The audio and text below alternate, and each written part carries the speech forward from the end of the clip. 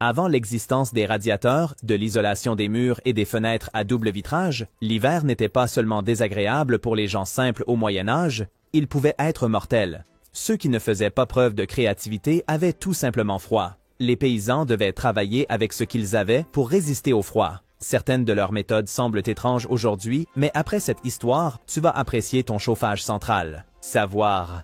Les maisons des gens simples étaient tout sauf confortables. Elles se composaient généralement d'une seule pièce, dont les murs étaient faits de treillis, c'est-à-dire de branches ou de brindilles entrelacées, recouvertes d'un mélange d'argile, de paille, de sable et de fumier animal. Un peu comme si on vivait en permanence dans un projet de bricolage mal construit, seulement sans carton bitumé et avec des rongeurs indésirables comme colocataires. Le sol, pas de planches, pas de pierres, pas de tapis. Le plus souvent, de la terre battue, recouverte d'une couche de paille ou de roseau. Ce n'était pas particulièrement accueillant, mais fonctionnait. Régulièrement, on ajoutait du matériel frais par-dessus pour éloigner le froid du sol. Fait intéressant, la partie inférieure en décomposition de ces couches générait même une certaine chaleur, comme un chauffage au sol biologique avec un parfum au profil discutable.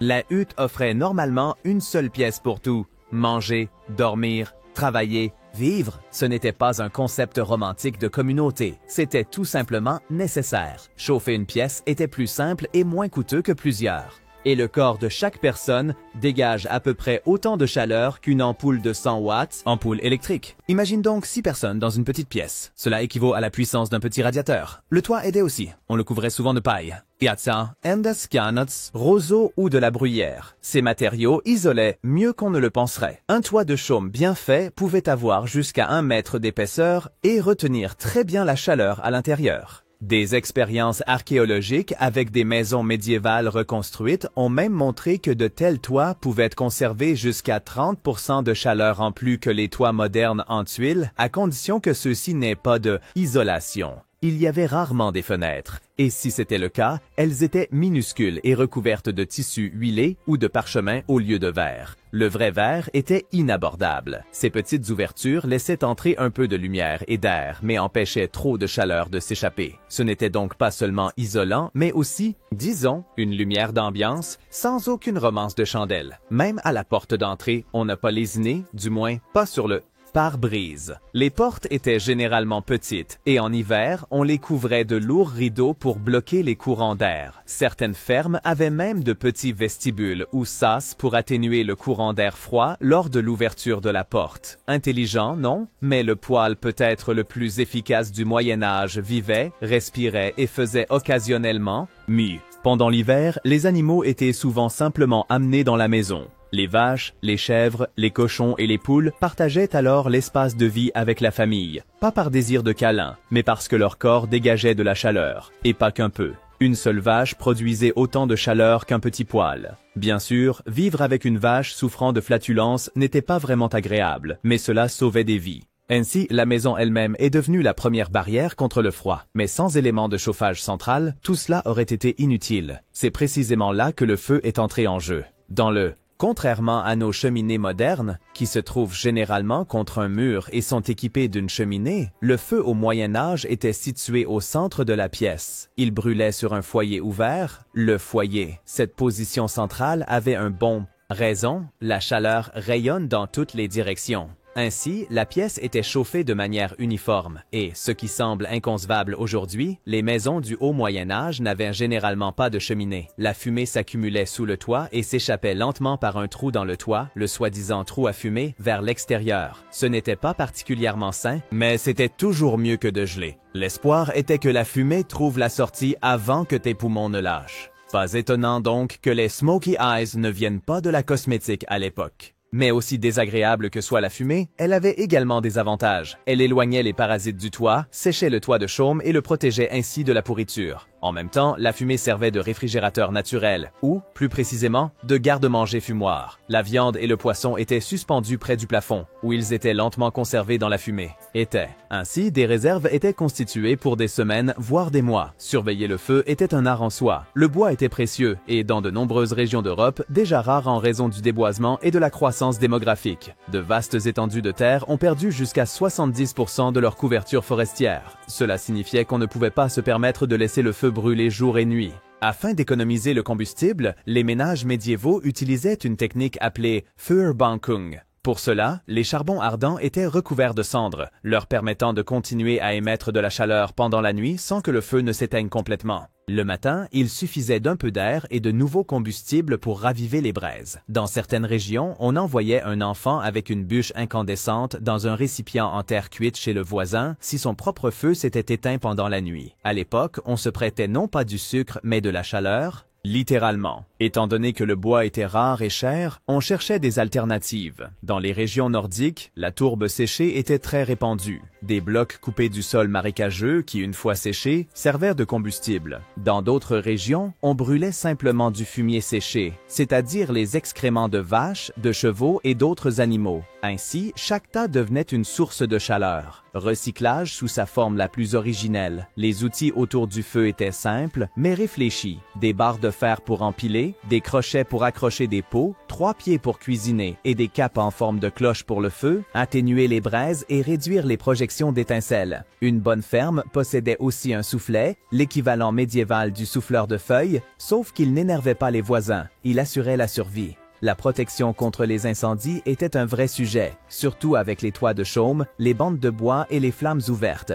Dans de nombreuses villes, il y avait des règlements sur quand le feu pouvait brûler et quand il devait être éteint. Le coup de cloche du soir, la soi-disant courbe de feu, était plus qu'un simple signal de fin de journée. Il signifiait qu'il était temps de couvrir ou d'éteindre le feu pour éviter un enfer nocturne. Malgré toutes les précautions, des catastrophes survenaient régulièrement. Plusieurs fois, des villes ont complètement brûlé. Londres a été ravagée par les flammes en 1133, 1212 et puis lors du célèbre grand incendie de 1666, plus de 13 000 maisons ont été détruites. Pompiers, rien du tout. À l'époque, cela signifiait former des chaînes humaines avec des seaux, crier et espérer. Mais le feu était plus qu'un simple outil de survie. C'était le centre de la maison. Ici, on cuisinait, on travaillait, parlait et racontait. Et quand les flammes s'éteignaient, il fallait trouver d'autres moyens pour ne pas geler. Quand le feu ne faisait plus que couver et que les nuits devenaient glaciales, les vêtements étaient la prochaine ligne de défense contre le froid. Il ne s'agissait pas de style, mais survie.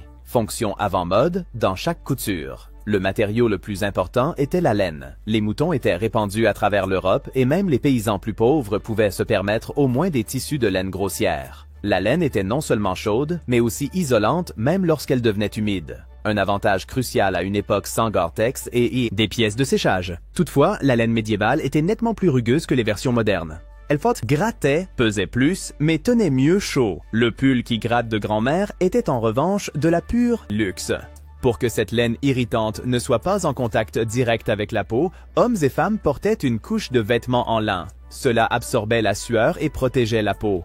Une tenue d'hiver typique pour les hommes se composait d'une chemise en lin, de braies en laine, d'une tunique en laine, d'une tunique plus épaisse et d'un manteau. Les femmes portaient une longue sous-robe en lin par-dessus une robe en laine, parfois plusieurs jupes et tabliers superposés. Tout ce qui pouvait isoler était utilisé. Cette technique en oignon était plus qu'une idée de mode. C'était de la physique appliquée. Les couches créaient de petites poches d'air qui retenaient la chaleur corporelle. S'accrochaient des vêtements thermiques avant l'heure. Les couvre-chefs étaient obligatoires, non facultatifs. On savait que le corps perd le plus de chaleur par la tête. C'est pourquoi presque tout le monde portait des bonnets, des coiffes, capuchons, parfois le jour, parfois aussi la nuit. Beaucoup de ces couvre-chefs couvraient le cou et les épaules, des endroits particulièrement sensibles au froid. Résultat, les coiffures sous chapeau étaient omniprésentes. Autrement dit, personne n'avait vraiment de beaux cheveux. Tête d'astuce était simplement le norme. Les chaussures étaient un autre problème. La plupart portaient de simples chaussures en cuir, robustes mais sans véritable doublure. Pour ne pas complètement geler, on les remplissait de foin, mousse ou paille. Les paysans plus aisés possédaient ce qu'on appelait des sabots en bois, une sorte de botte en caoutchouc médiéval qui isolait le pied du sol froid et humide. Éloignés, ceux qui ne pouvaient pas se permettre des chaussures en cuir attachaient des morceaux de tissu autour de leurs pieds, improvisaient des bottes enroulées, souvent humides, souvent puantes, mais mieux que rien. La star de la mode hivernale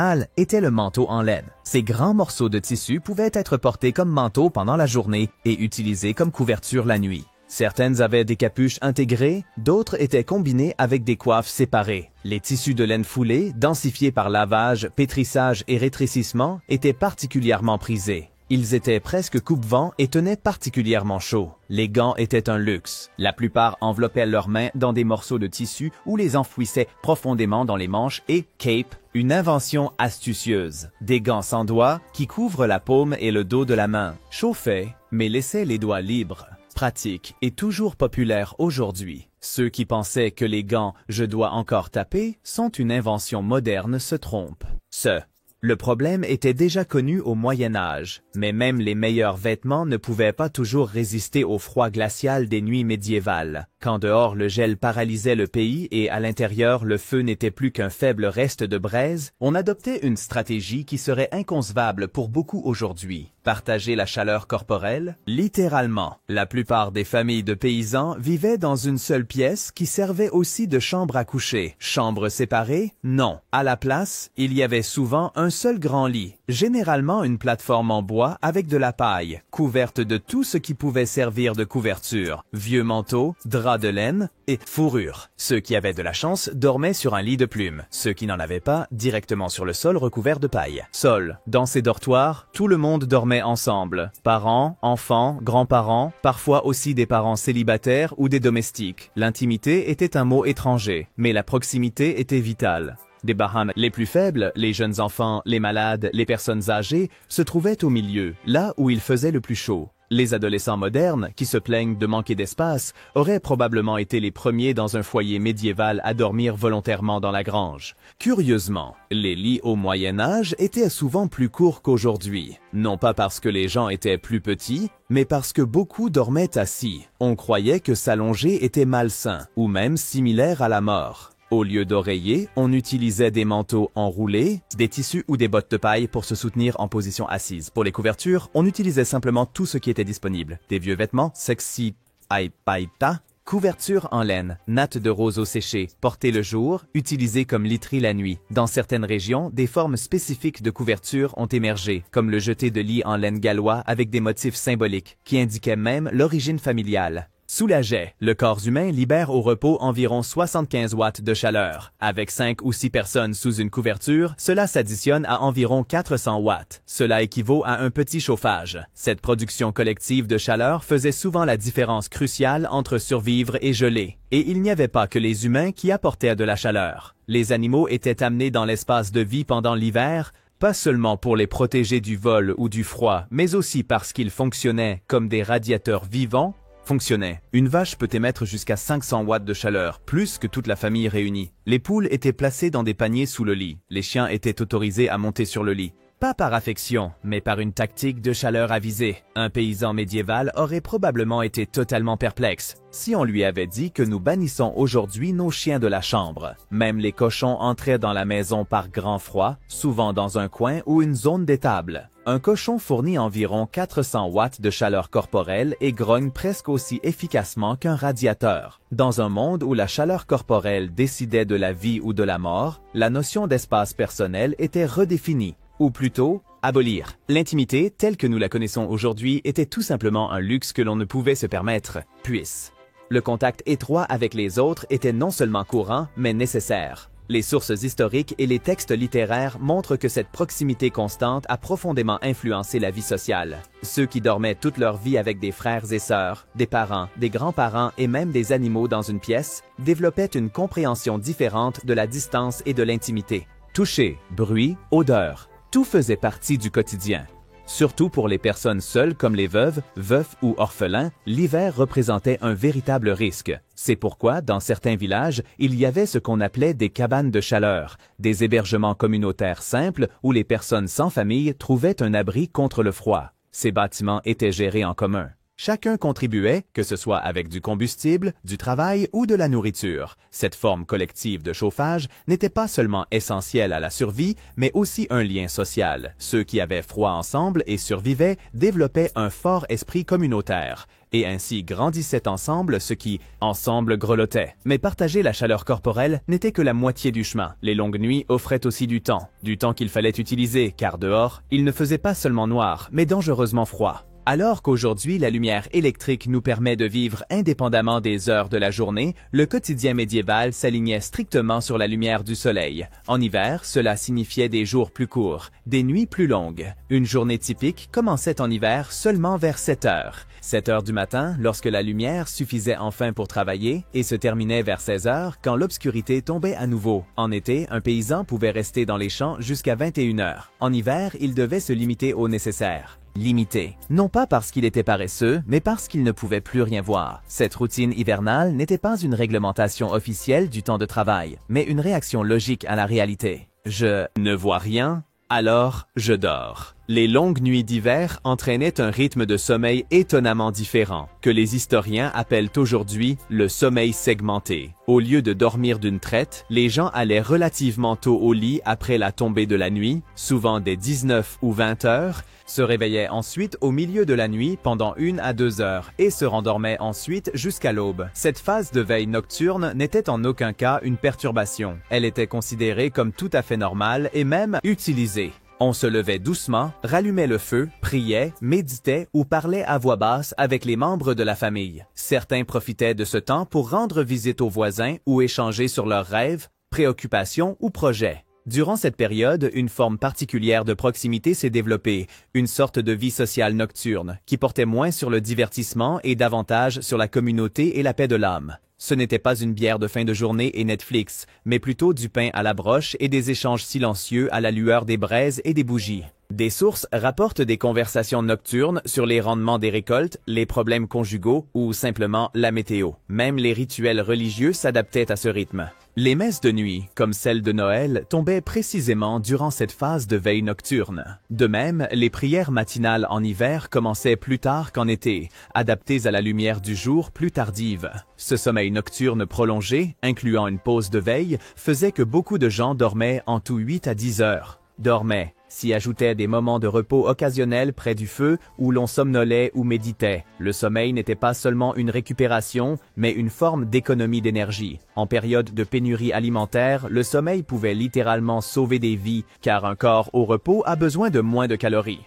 Mais aussi paisible que cela puisse sembler, les longs hivers sombres avaient aussi des côtés sombres. Aujourd'hui, nous parlons de dépression saisonnière. À l'époque, ce phénomène était connu mais sans terme spécifique. Les gens devenaient mélancoliques, apathiques et parfois même désespérés. La réponse de la communauté à cela, fêtes, histoires et rituels communautaires. Fêtes d'hiver, comme le feu de la mi-hiver, les défilés de la Saint-Martin.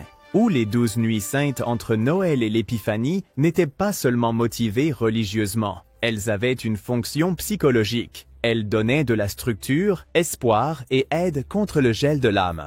En hiver au Moyen Âge, la nourriture était plus qu'une simple source d'énergie. Elle était une source de chaleur essentielle. Ce que nous appelons aujourd'hui comfort food était alors essentiel pour la survie, car non seulement l'estomac devait être rempli, mais le corps entier devait rester chaud de l'intérieur. Et ce n'était pas si simple quand il gelait dehors et que l'offre de produits frais était limitée. Le point culminant culinaire de nombreux repas était un ragoût épais et nourrissant. On y mettait ce qui avait été récolté ou conservé à l'automne, des légumineuses, des légumes racines comme betteraves, oignons et poireaux, herbes séchées et, avec un peu de chance, aussi des restes de viande qui avaient été salés ou fumés. Plus le plat était riche en graisse et en protéines, plus le corps produisait de chaleur lors de la digestion. On ne savait peut-être pas exactement comment le métabolisme fonctionnait, mais on comprenait instinctivement que le lard et les haricots réchauffaient mieux que le chou et l'eau. Le pain était l'aliment de base du Moyen Âge, même en hiver. Il représentait souvent plus de la moitié de l'apport calorique quotidien. Le pain d'hiver était généralement plus foncé, plus dense et plus grossier que le pain d'été, souvent fabriqué à partir de seigle ou d'orge. La cuisson elle-même était déjà une forme de production de chaleur. Le four devenait une source de chaleur et de nombreuses familles aimaient se serrer les unes contre les autres pendant que le pain cuisait, moins à cause de l'odeur que de la chaleur. Des épices comme le poivre, le gingembre, la cannelle ou les clous de girofle étaient inaccessibles pour les gens simples. Mais on croyait que il réchauffe le sang et réchauffe le corps de l'intérieur. Et en effet, certaines de ces épices favorisent légèrement la circulation sanguine ou stimulent le métabolisme. Également, L'ail et les oignons étaient aussi considérés comme des aliments chauffants, une croyance partiellement confirmée aujourd'hui par des études médicales. Mais ce n'était pas seulement la nourriture elle-même qui apportait de la chaleur, mais aussi des méthodes créatives autour de l'alimentation. Des pierres chaudes du feu étaient enveloppées dans des tissus et placées au pied du lit, placé, le précurseur médiéval de la bouillotte. Dans certaines régions, on remplissait des sacs en tissu avec des céréales chaudes et on les portait sous les vêtements, des coussins chauffants portables. Les boissons avaient également une grande importance. De la bière chaude avec du miel et des épices était une boisson typique de l'hiver. Elle réchauffait non seulement le ventre, mais remontait aussi le moral. Pour des occasions spéciales ou des journées très froides, on cuisinait ensemble en communauté avec le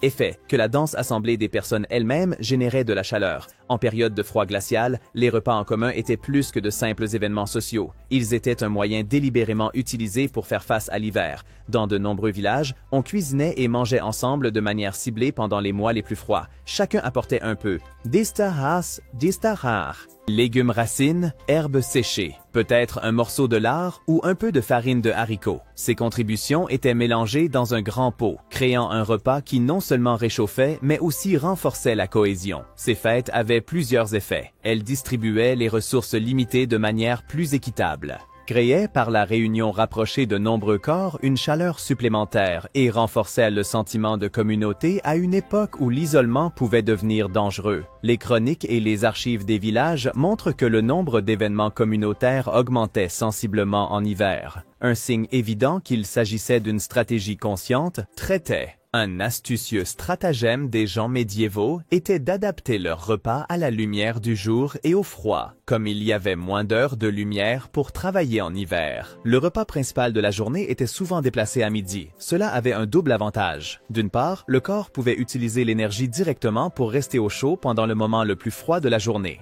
D'autre part, cela évitait de gaspiller la chaleur de la digestion pendant les heures nocturnes inactives. Contrairement aux conseils nutritionnels modernes qui mettent en garde contre les repas tardifs, au Moyen Âge, il s'agissait plutôt de tirer le maximum de la nourriture, tirer à la fois énergétiquement et psychologiquement. Un ragoût chaud le midi était comme un intérieur chauffage qui, grâce à la digestion, fournissait encore de la chaleur au corps des heures plus tard. À cela s'ajoutait l'aspect émotionnel. Après une journée de dur labeur dans la neige, le vent et le froid, une assiette de soupe fumante était non seulement un bienfait physique, mais aussi un réconfort pour l'âme. Dans de nombreux foyers, les bols étaient fabriqués en bois. Pas à cause de l'esthétique, mais parce que le bois retenait la chaleur plus longtemps que le métal ou l'argile. Ainsi, on pouvait réchauffer ses doigts en mangeait. La nourriture devenait ainsi un moyen de se chauffer les mains. Ces stratégies internes de chaleur, avec la bonne alimentation au bon moment, assaisonnées de ce que l'on avait et complétées par des astuces judicieuses, complétaient les mesures externes telles que les vêtements, les foyers et les communautés de sommeil. Ensemble, elles constituaient un système holistique qui permettait même aux plus pauvres de survivre aux hivers les plus rudes.